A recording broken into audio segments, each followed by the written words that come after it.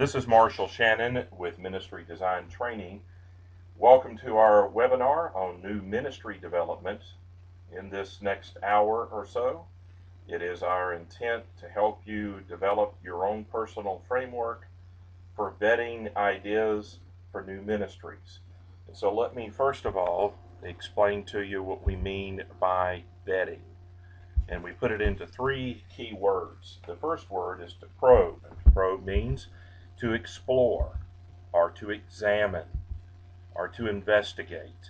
So if one of your staff members or one of your church family comes to you, one of your lay leaders, or perhaps another ministry where you see a ministry that is going on and you're thinking about adding it to your core of ministries that you're doing at your church, that the first thing you want to do, and what we mean by vetting, is to probe. So you're going to explore and investigate and examine the idea to see if it is a good fit for your ministry. The second word we look at is you're going to purge. And by purging, we mean you're going to scrutinize it with the idea of weeding it out, to sort it out, to evaluate it, to determine whether or not this is an idea you want to use or not. So vetting involves examination, exploring, investigating, but also the idea of purging along with probing, so that you scrutinize and evaluate the idea in the context of your ministry. Guys, just because it worked at a sister church in the town next door to you doesn't mean that it's going to be a good fit for you. So you've got to sort it out. And the third word we're going to do is purify. By purify, we're talking about filtering the idea, but also perfecting the idea. So you're going to separate this idea out and give attention to it, and you're going to build a framework to do these three things: to probe it, to purge it out, to purify it, to make it perfect, to make it better, to filter it and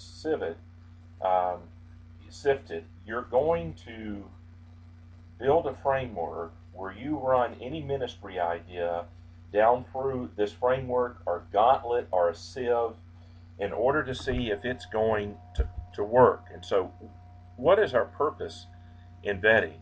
Let's say your youth pastor over your senior high, depending upon the size of your church, could be a lay person or a full-time staff person. And the bigger your church gets, probably the more staff people you'll have who will be overseeing uh, smaller portions of your ministry. So you may have a junior high youth pastor and a senior high youth pastor, and so forth and so on.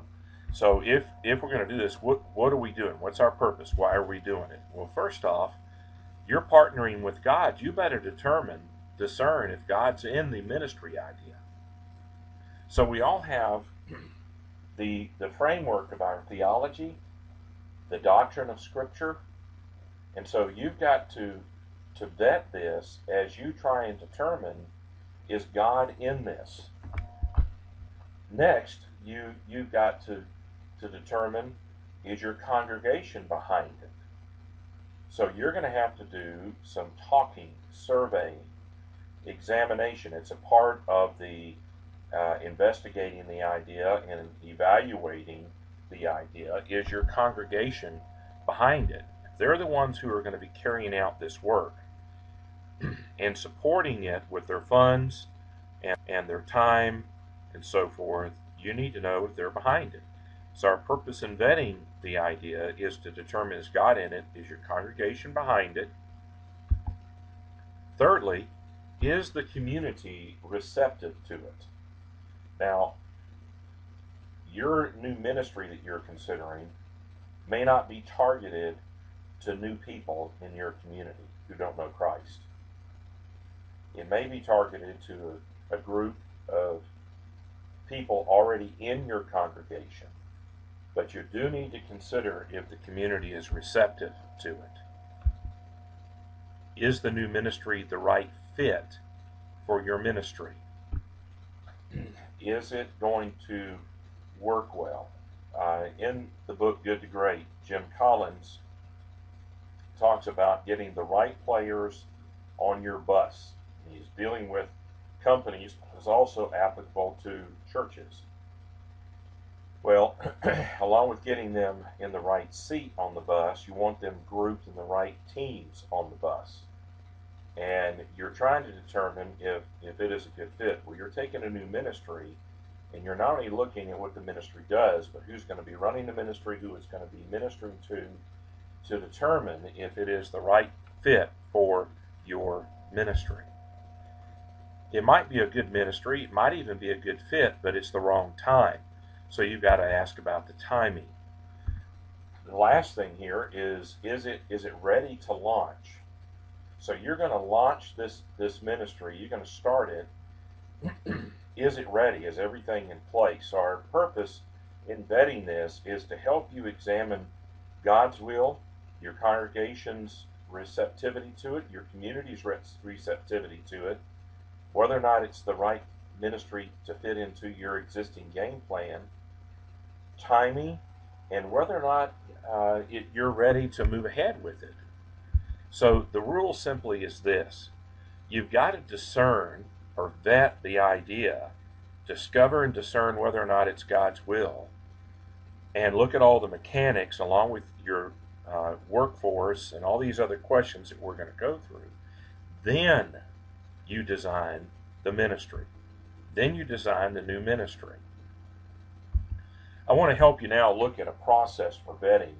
It's a framework. You can call it a framework or your own, church sieve for vetting new ministries, or a gauntlet where you run the idea down through the middle of these things and see if it makes it through it or not.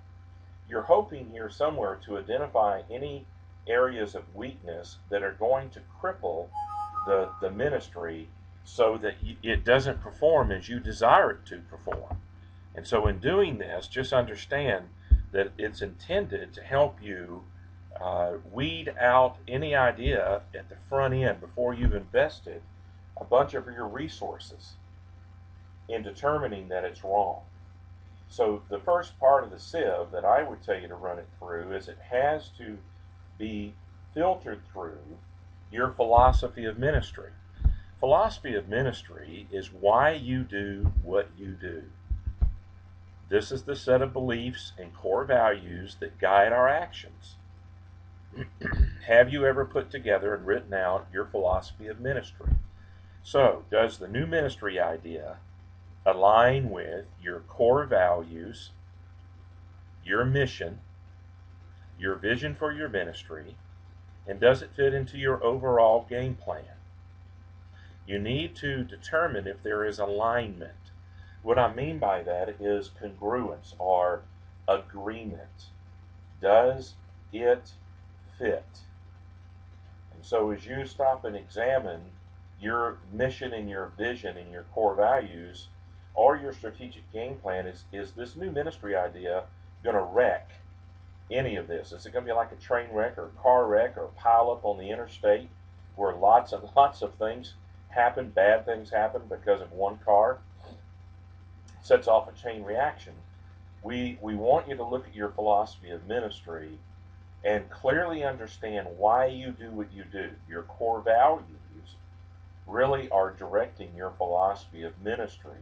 Your mission is how you're fulfilling the Great Commission, and your vision is your destination or what your ministry as a whole, your church ministry, is going to be when it's full grown, when it reaches its fulfillment. When it accomplishes its mission, it should have reached its vision.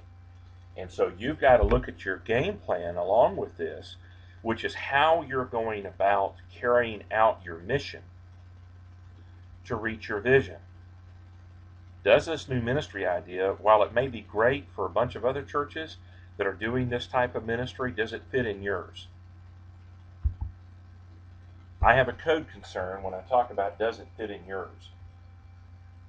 My wife and I have two full-grown sons with their own families now. But if one of our sons or their wives or their children came to us and said, so-and-so is having a health problem, looks like they need a kidney transplant, would you be willing to help us? And my wife and I would gladly, wouldn't even hesitate to say, yes, we're both healthy, we'll give you one of our kidneys, old as they may be. Um, and then it puts it in the hands of the laboratories and the medical experts to test our bodies, to get our DNA code, to see if there'll be a match. Will the kidneys line up? Will they be in agreement? So if I give my kidney to one of my sons, they're going to look to see if both parties, my son and myself, if the kidney, if taken from my body and put into his body, is going to be able to function normally, and it's going to last for years. And so they're trying to determine, and this is what I mean by the code concern, is that for years and years, myself included, through my years of pastoring, that I would have a new ministry idea, and if I missed the mark of doing what I'm showing you today, and I tried to plug in a ministry that no one there wanted, or it just was against the essence of who they are, their ethos, if I miss that and don't understand that which is hard to see with the naked eye, but to discern by God's Spirit the DNA code of my church family, and I try and plug a ministry in that none of them are passionate about, or it violates their core values, the rules by which they function, it's not a good fit. That you need to see that before you go to all the trouble to design and develop and implement a new ministry. So there's the code concern that goes along with the philosophy of ministry.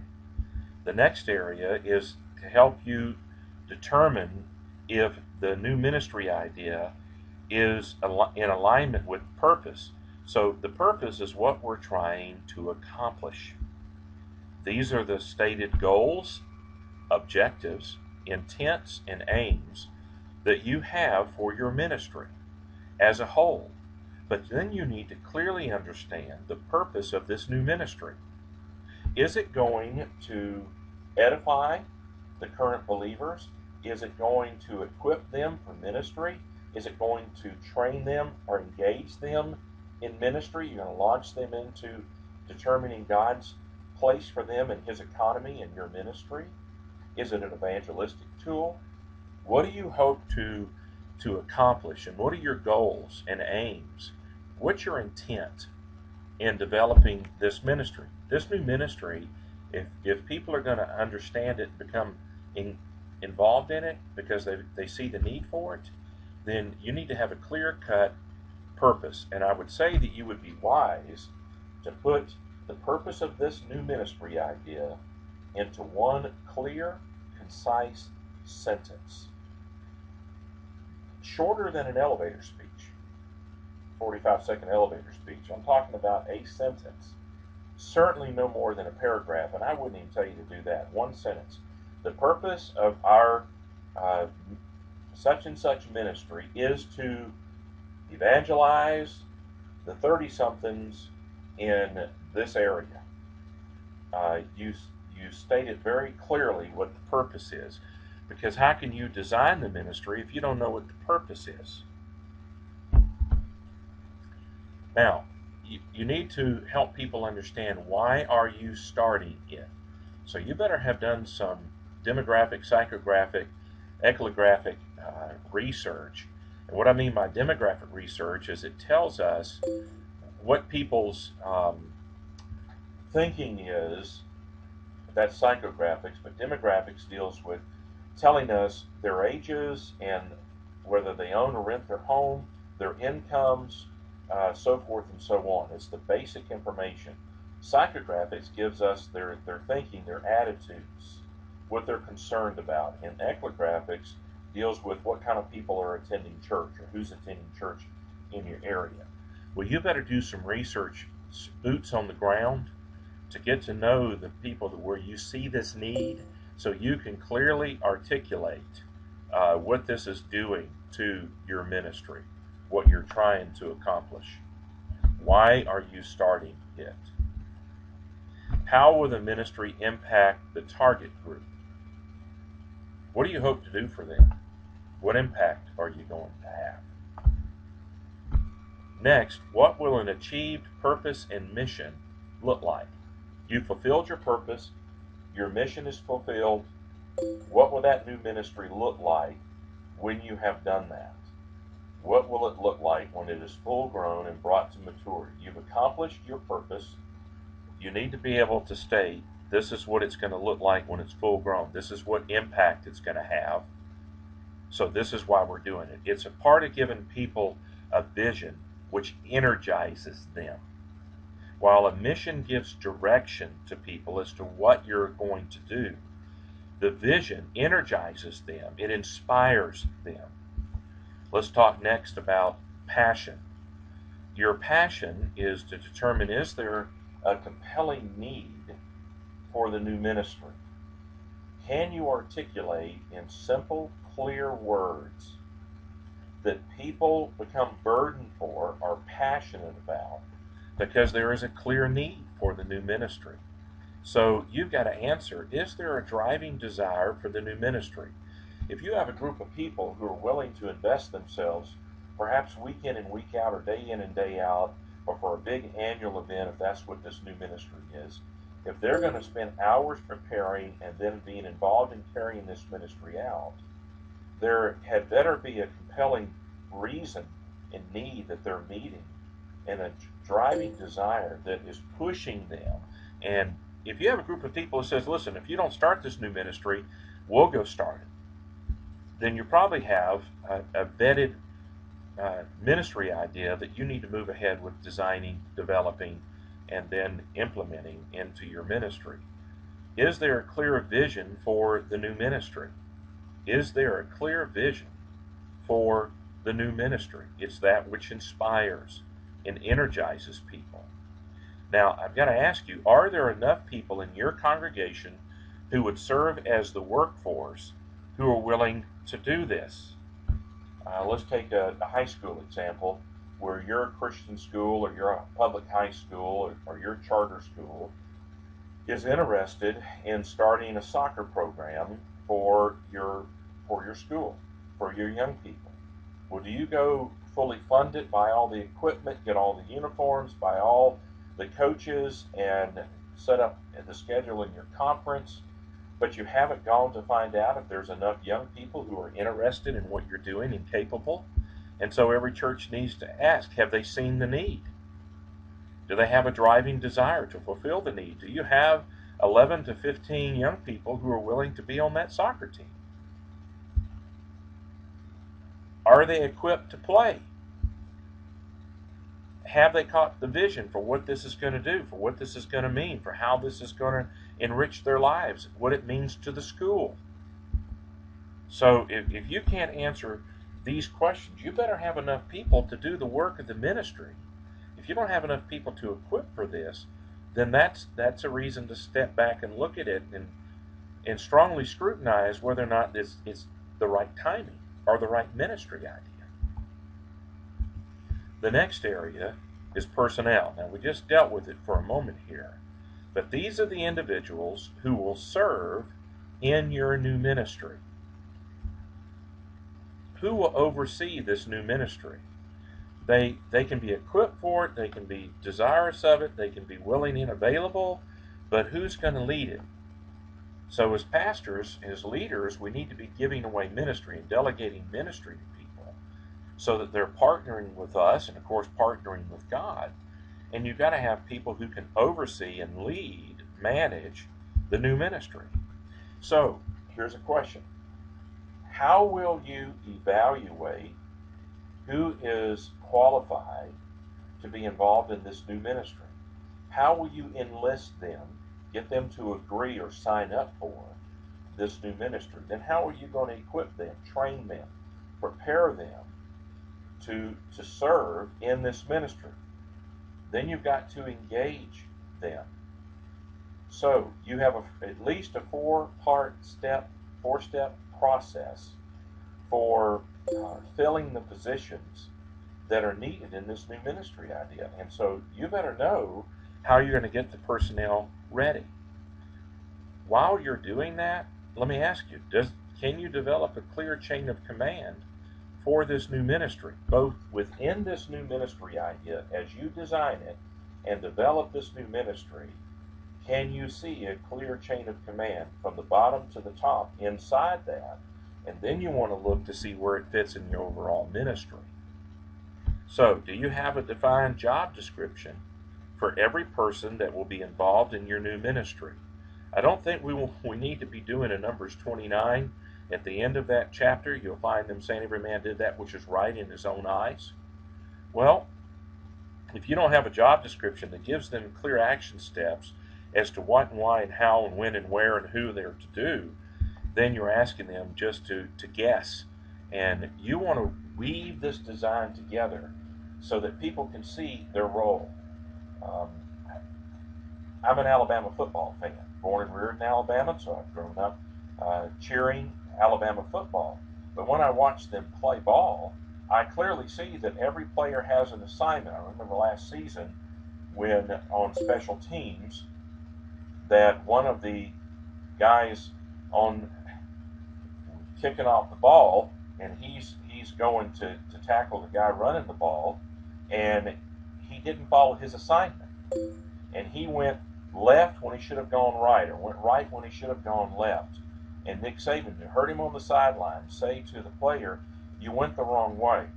There was a job description. They had trained and coached them how the special teams was to work together so that they could accomplish their purpose of keeping the receiving team, the opposing team, from gaining any yardage once they caught the football.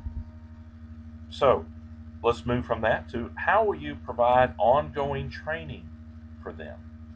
It's not just training them to start this new ministry and preparing them to launch themselves and being engaged in what the ministry is so they can take a part in it and serve. What about ongoing? So let's say the ministry's been in play for 6 to 8 months.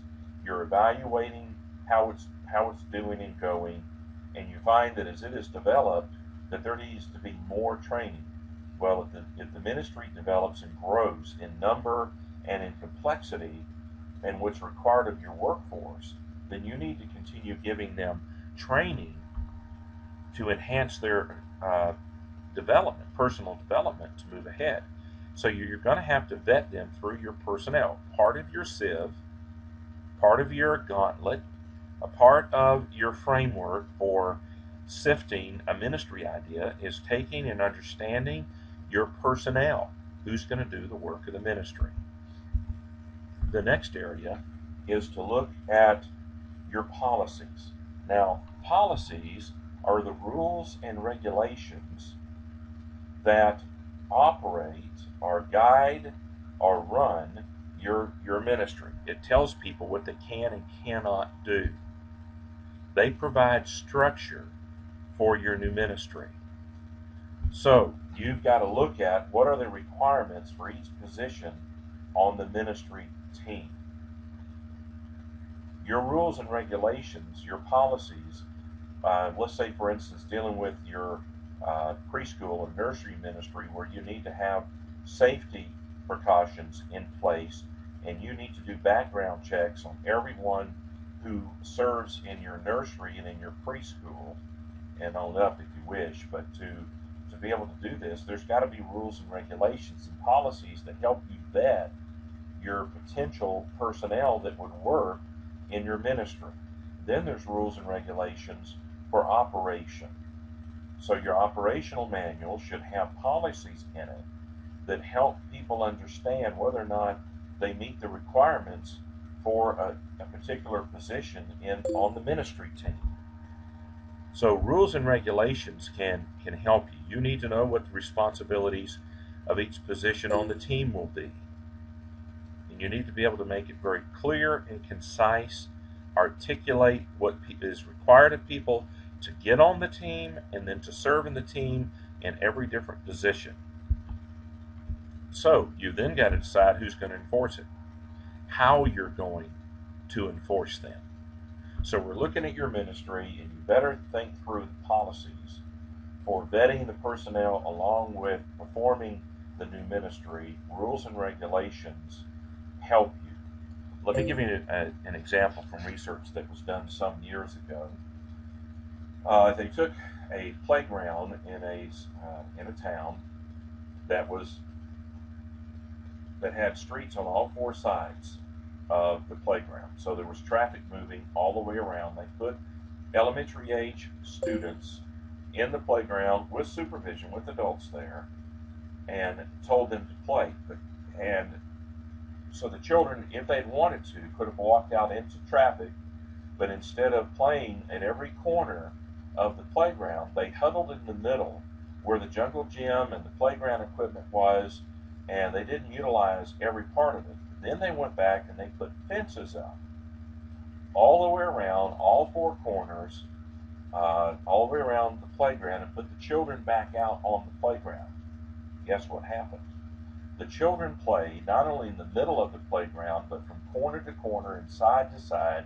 They utilized every square inch of the playground, playing together without any fear of traffic coming onto them or them running into it. Policies, rules, and regulations can give your people freedom for understanding and using every square inch of their capabilities, their potential, innovation and creativity, and all their skill sets, their spiritual gifts and their personality types. You can blend them together by giving them freedom to perform. And it goes right along with the next one, and that is procedures. These are the what and how you do ministry. These are the processes or the action steps that you're going to give your personnel in each position and show them how the action steps go one after another and weave together. They're orchestrated and coordinated together to help them perform. You've got to tell them the when, what, where, how, and who is involved and where they're to do the ministry. It's telling them and answering these questions. These are action steps. Your procedures are very important for productivity. The next one is performance and productivity. This is the quality and quantity of your new ministry. How will you measure success? So as you begin to examine this new ministry idea, how do you expect it to perform? How productive do you want it to be in quality and in quantity? When I say that, we're talking about lives changed and how they're changed. We're talking about, as some guys have, they've measured the ABCs of their ministry, meaning their attendance, their buildings, and their cash. But I would challenge you, and I would encourage you, to look beyond just those three things into the need for seeing lives transformed, lives changed. And so as you do this, you want to examine how productive, what kind of performance do you want the ministry to have, so that your people know how they're being measured as they perform in it. Are they going to meet the goals that you have set within the procedures and the policies you have established? How will you know when you have performed well? How will your personnel know when they have performed well? You want to stop and think through the performance and productivity of this potential new ministry. What will be the criteria for judging the new ministry? You need to determine that, because let's say you're 6, 8, 10 months down the road and you're trying to tell whether or not it's accomplishing your purpose, its purpose. Well, how are you going to judge that? And so you need to set up some criteria, both for the overall productivity of this new ministry, but also what you're going to do with the individual performance of it. So you're trying to determine how will you know whether or not you're to continue the new ministry. How do you know if you need to keep going at it? Don't be one of those ministries who start something and never vets it. So as the ministry is going along, how will you know on the front end whether or not you're going to continue that ministry, to fund it and to staff it and to continue reaching it? And if it ends up not being a good idea, then you need to vet it. And it's better to vet it on the front end. But you better know where you're going and how you're going to get there and what the rules are as you start. Let's talk about preparation, which leads us into the special things you do to launch your new ministry. You prepare it. And so you ask yourself, what supplies are needed? And who will provide them? And when does your personnel need to be on site each time they're involved in this new ministry? Or they need to be there 5 minutes beforehand or 30 minutes? What's it going to require to prepare them for? Are they going to need 6 months of training or 2 sessions of training? Do they just need to read your operational manual that has the action steps in it? Or are you going to need to meet with them face to face or have them watch webinars like this one to help prepare them? So what's it going to take to get your personnel ready? What is needed to launch the first day? And all these questions with the staffing you're doing and the space you're going to need and the supplies you're going to need, how much work is needed to be done on the front end of starting this ministry for the first time? Do you need to have dry runs through it so that you've put your people together and tested it by having some test runs, some dry runs? You're going to test drive the new ministry. You also have to ask, in preparing for this, what ministry space is needed? Is there any special equipment that you're going to have to purchase or borrow? What about the furnishings that are needed? And in preparing for it, you've got to talk about what it's all going to cost. What safety precautions are needed and how do you put those into place?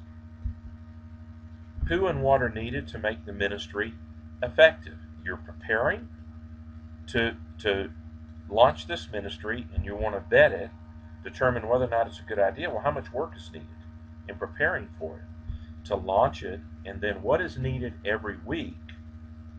If you're doing this ministry every Sunday morning or every Wednesday or Thursday night or once a year or quarterly, before you pull the trigger and you start to serve those people that you're targeting, how much work or what work is going to be required before you ever say go?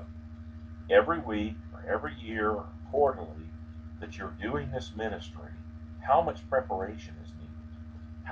How many man hours is it going to take, and who's going to do that work? So who and what are needed to make the ministry effective, and how much work is needed before you do each ministry? Let's go to the next thing and talk about how you're going to publicize and promote this new ministry. Who will market the new ministry? Who's going to be the spokesperson? And how will you market it?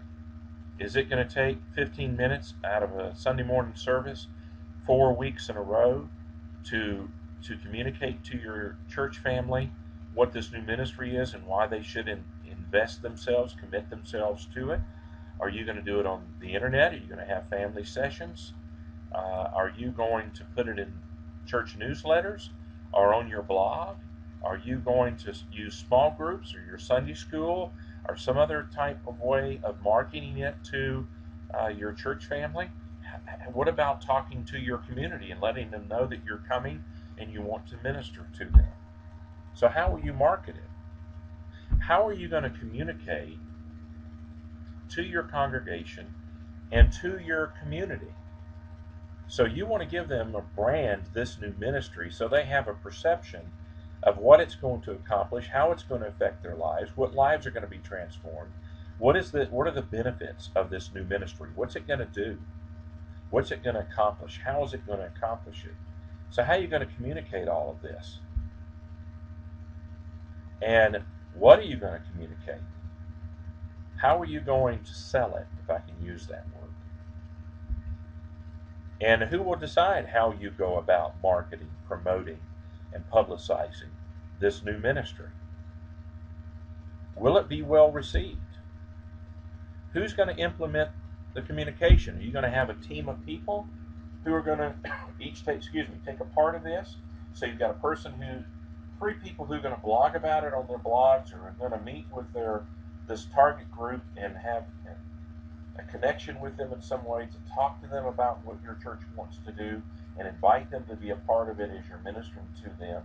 So who's going to implement the communication? It needs to be orchestrated and coordinated in order for it to be effective. You have to have the right information said by the right people to the right people for this to be branded correctly.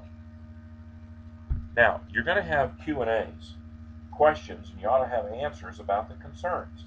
So who will address the questions and concerns, and how do you want to do it?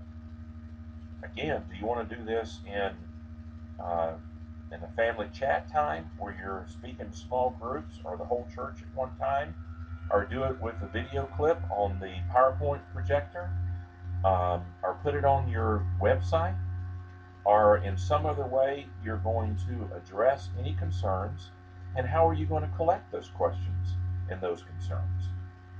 So you can put a Q&A on your website, or email it to everybody in the church, or make a handout, a brochure, and put it on the lobby or foyer table, or hand it out in your bulletin. So who's going to address these questions and the concerns that people may have in the community or in your congregation about this new ministry idea? So how are you going to promote it? Now let's talk about price. How will the new ministry be funded? Who will be authorized to spend the funds, and what is the process for doing so? Ministry costs resources, money, and all of the other resources. So what will the new ministry cost? In dollars? How much money? Well, do you have disposable income? Are you going to have to rob Peter to pay Paul by reducing another ministry's allotment of funds in order to fund this new one? So what's it going to cost in dollars?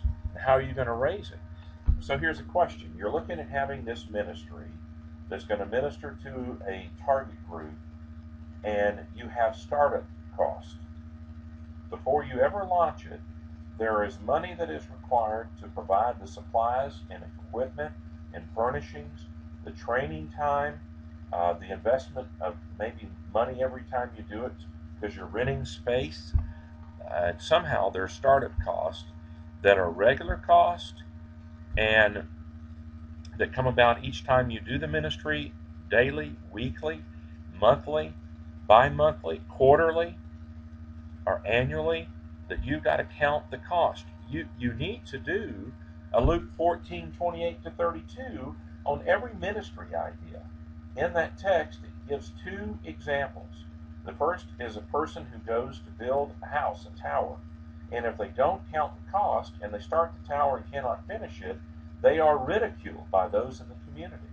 Or the king or general who goes to war does not he has to count the cost of whether or not he can defeat the enemy. Is he outnumbered? Is he outmanned? Is he going to be able to win the conflict? And so we as ministry leaders have to vet a new ministry idea by looking at the cost in dollars in both startup and then the regular cost of doing that ministry, and then time. Now, let me say this for a moment, that research has been done. A book was written several years ago now by Warren Berg called The Other 80%. They took two national large research studies, and then they did their own for 12 weeks in 12 different churches, and they investigated why people were at a particular church and why they were or were not regularly involved in one of the ministries of the church. And they, in that book, and I would encourage you to get it and read it and then apply some of the things they recommend to your own situation. But we've got to count the cost of not just the money, but the man hours that this is going to take to make this ministry go over. So you better look at how much time. If you only have 20% of your church involved in ministry, and you're going to expect that 20% to find a little more time and energy and resources to be involved in one new ministry, I'm telling you to strongly pray through that and communicate with them to find out whether or not they have the bandwidth personally to be involved in another ministry. I would encourage you to find a way, design a way, processes to get more of your church family, percentage-wise, invested and involved in ministry. So that number needs to be moving from 20% to 45%. And I would tell you that you should be targeting to have a church that is not just healthy, but that is fit they're in shape for a particular purpose, fit, should be moving toward the 65% in percentage of people invested and involved in the ministries of your church. So as you look at your congregation, you need to really look at how many people are involved so that you don't hurt your ministry. My wife and I go regularly to churches, and churches hire us and bring us in to do a ministry audit where we interview key people in the church in their workforce. And here is a theme, a tagline that we regularly find about that 20% that are involved in that individual ministry. And that is the people and the staff, the lay people, the volunteers, and the paid staff seem to be worn and weary. Worn and weary. Worn out and weary. You know, the Bible tells us not to be weary in well doing. Well, that is kind of what we're finding. So as we coach you to vet a new ministry idea, we're concerned about the churches, the Bible-believing churches in our country, and that they don't stretch it beyond this. You've got to look at your personnel. What will it cost you? Will you weaken your ministry in some way? Do you have the personnel and the ministry space to do this? What about other resources? What is this new ministry going to cost? In every resource you got, what is it going to cost? The next thing is to look at the priorities in two ways. Concerning this individual ministry idea, what is essential and non-essential to the new ministry's success? When I help ministry leaders, senior pastors, and churches do a ministry audit, we're often looking at their theology of change. And by theology of change, I mean what and why you will change and not change. What is essential to your ministry and what is non-essential. What is negotiable in your ministry and what is non-negotiable. You set those up before you go to make change so that everybody knows what the theology of change is in the church. This comes strongly into play when vetting a new ministry. You've got to already have determined what is essential and what is non-essential. What your core values are that will never change so you don't violate them. If you're going to look at this, your ministry, this new ministry, and your church as a whole needs to have ministry priorities so you can know where does this new ministry fit into your overall ministry priorities. This is very hard to do. You have to talk it out. You're going to have some disagreement. But if your ministry is going to move forward in a healthy and fit way to fulfill its mission so you can reach your vision, you've got to have ministry priorities. So, as you look at this new ministry and you look at your church overall, how do you prioritize it? Where would this new ministry fit in your ministry priorities?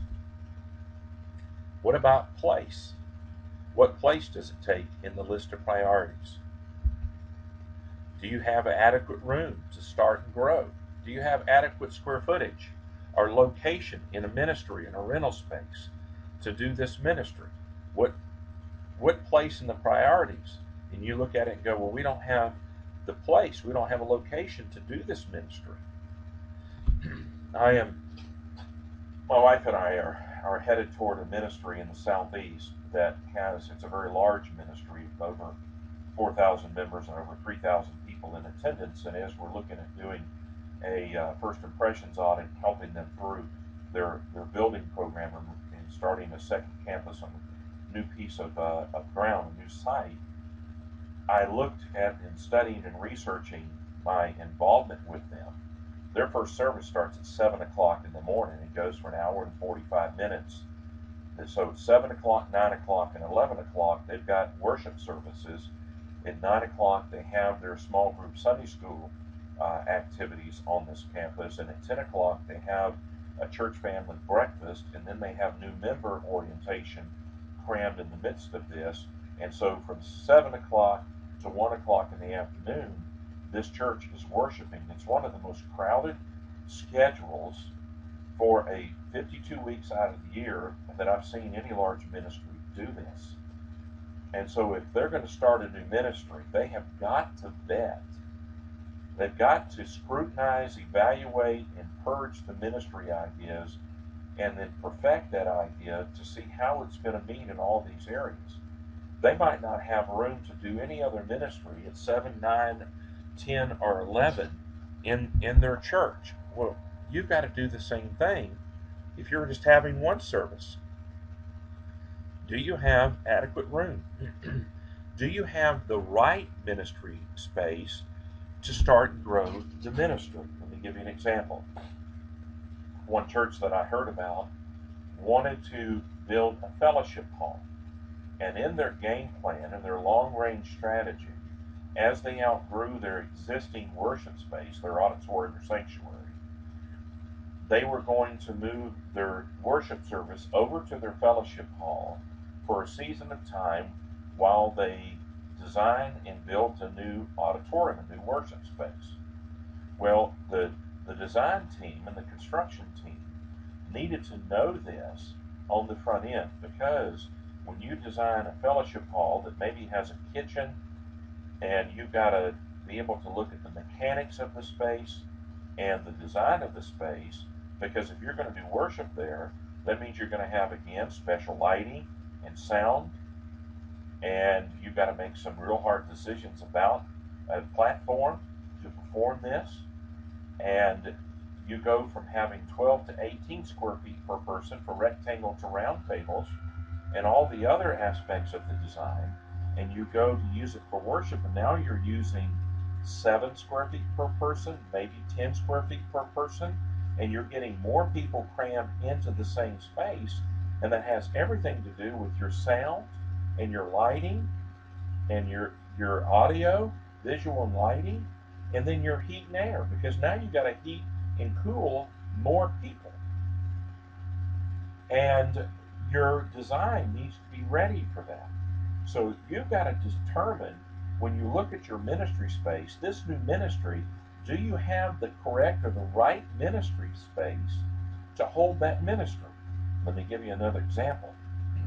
If you were going to start a youth basketball or football or soccer program, you've got to have the right space, the right square footage, cubic square footage, to run that ministry. So if your church has taken up a city block and you have a limited number of parking spaces and you don't have a gym or ball field to do one of those activities, I would be preaching at you to rethink starting that new ministry, because you don't have the place to do it.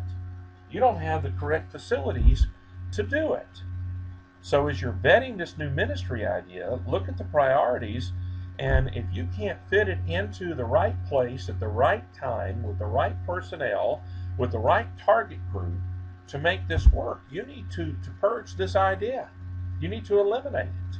It may not be the right time because you don't have the right space and personnel, the right people to run it. So, do you have a set group of people you wish to help? Are they receptive to the idea? Is there a genuine need? Are they going to take a favorable view of you coming in to minister to them? So, do you have a set group you wish to help? Are those you wish to minister to receptive to you and your efforts? So I'm looking at the target group and the people that you're wanting to be involved before you go start that youth soccer program on your campus.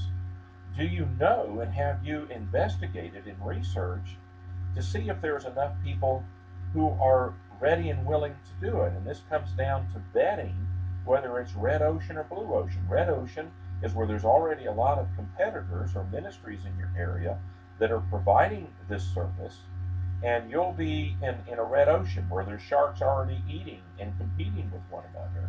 Or you look at blue ocean where there isn't as much competition in heavily saturated with business, and the people look and go, yes, there's a thirst And so the point of diminishing returns comes into play as you're vetting a ministry as to how receptive the people in your church and in your community are going to be, and they look at their priorities of what they're willing to give. And so years ago, when our sons were young, we took them to an amusement park, to Carowinds in North Carolina and Six Flags in Atlanta, Georgia. And had I put them in there at 9 o'clock in the morning and they were anxious to ride the roller coasters and put them on it and strap them in and said, now you've got to ride it for an hour, guess what? They might go through some of those rides 2 or 3 times and they've reached their point of diminishing returns from it. It's not having the same enjoyment and thrill that it did the first time they rode it. So you want to look at everything that is going on to determine if it's already heavily saturated, and are they receptive, and will this be something that they, in their priorities, they're willing to do. So you better look at those you wish to minister to and if they're going to be receptive to it. Now, in closing here, there are 2 things I want to look at. And the first one are some reasons to delay or delete a new ministry idea. Well, 2 things: lack of resources, of money, people.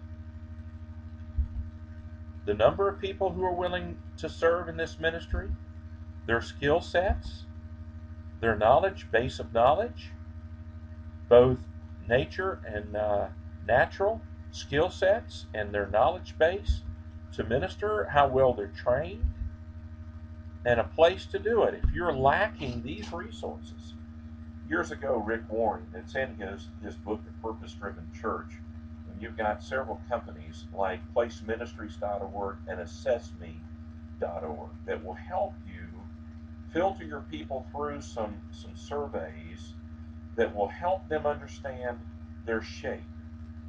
The way God has put them together, shape is an acrostic that stands for the following. The S stands for their spiritual gifts. So if you help your church family individually take a spiritual gifts inventory to determine how God has equipped them spiritually and gifted them for ministry.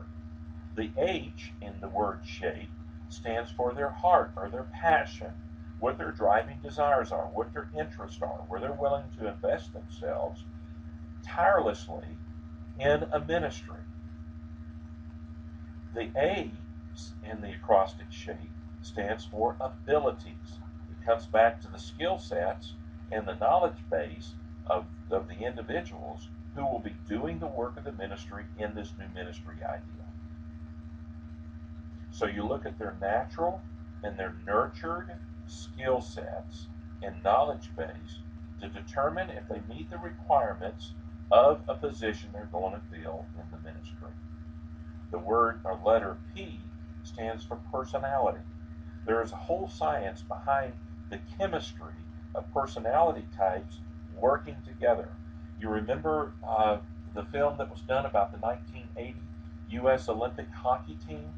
And Herb, the coach who was given the opportunity to assemble a team from the National Hockey Association and the colleges and the programs in our country, and he created a team, and he was looking at the chemistry and vetting players as he designed a team that would win an Olympic gold medal, and they did.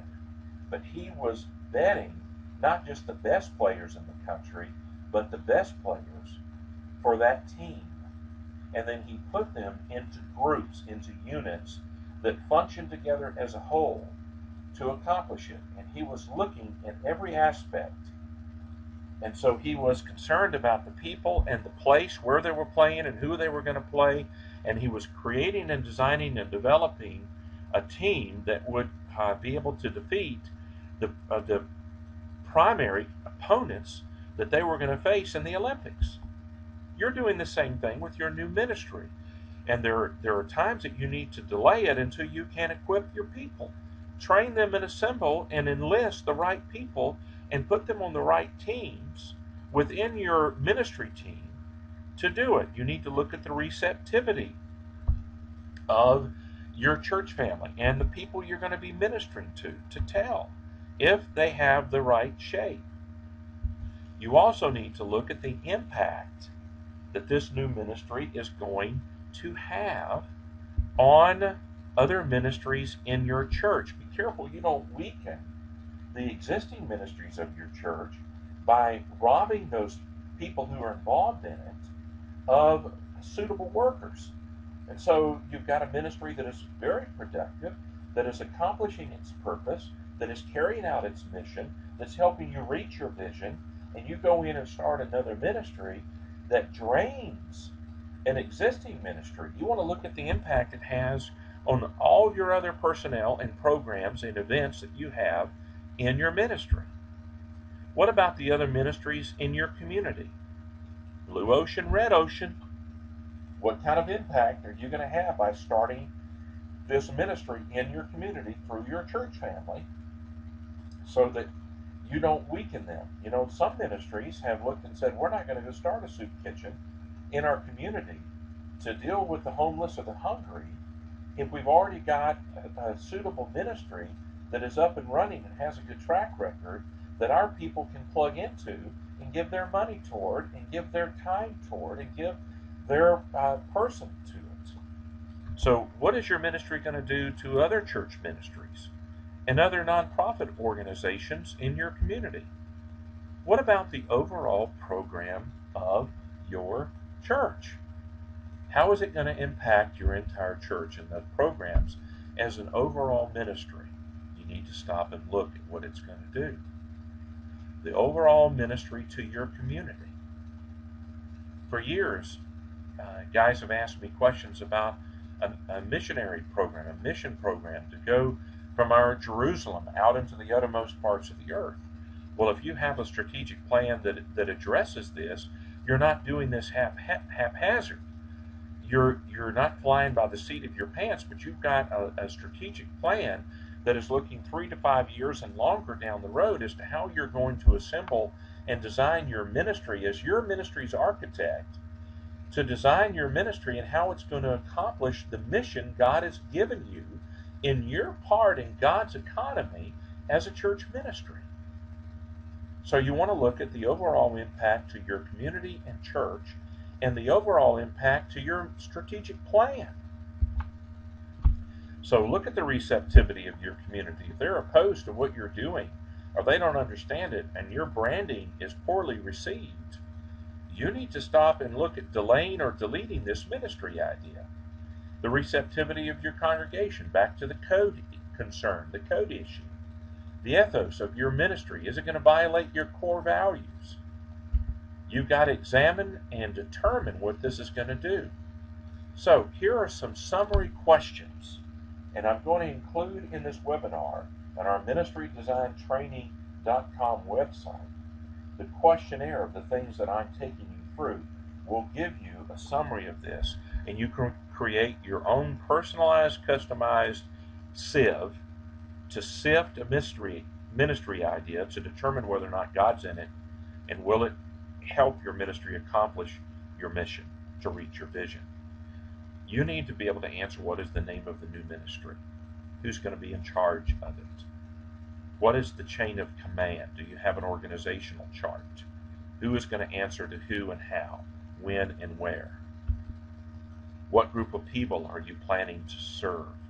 These are basic questions that you need to answer so that your people can see that you have planned well, so you can spend your resources wisely. When and where does the ministry take place? What are you trying to accomplish? Who is on staff and what are their positions? These questions: what are their job descriptions? What is the budget for your new ministry? Who is authorized to spend the money? How does that process work? Who is authorized to hire and fire? So let's say that you've decided to move ahead with this. Your church family has shown interest. Your community has been receptive to it. There's an obvious need. You've got an ocean that tells you it's okay to jump in the water and to try and compete to meet this need. And you're doing this. Now, how are you going to hire and fire the staff that are going to be involved in this ministry. Folks, here is a common problem when we do ministry audits and we begin to talk about an entrance and exit strategy or process for the paid staff of the church or the volunteer staff, that commonly churches can't tell me and show me the process so that people know how they enter a ministry and how they get out of it. Not just the ministry, but the overall ministry of coming to a church and leaving a church. Starting and being engaged in a ministry and then exiting that ministry, no longer being involved in it. You need to know who is going to evaluate potential volunteers, who's going to enlist them and get them to commit to the ministry, who's going to equip them and train them and provide ongoing training, who's going to plug them in and decide where they fit, into what position. You've got to answer these questions. I would tell you, in promoting and publicizing this, that you need to have these kind of questions answered in brochures, on your website, and in family fireside chat sessions that you have with your congregation and groups in your congregation, so they know how this is going to fit together. It helps inspire them, but ease any anxiety about, well, if I get involved in it, where am I going to fit, and am I going to be successful in my productivity? Because they're going to know that they're going to be judged by their performance. So what does the new ministry fit into your organizational chart? You need an organizational chart and an operational manual that you're using this framework or gauntlet to create a operational manual for this new ministry. What staff member oversees it? So as you examine this, how is each ministry idea? Can you afford to do it? And if you do, how is it all going to piece together? A strategic plan that we're capable of helping you develop answers these questions to help you develop operational manuals for every ministry in your church, and then helps you orchestrate and coordinate every ministry in your church and harmonizes them together to help you accomplish your mission as a church,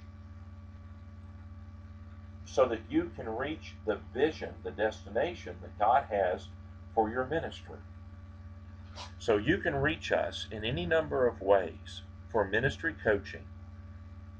So here's our contact information to assist you with it. I trust that you'll prayerfully consider the gauntlet or value of this framework that we're recommending to you, so that you can move ahead your ministry to honor God and to bring glory to His name through vetting a new ministry idea for each of your ministries.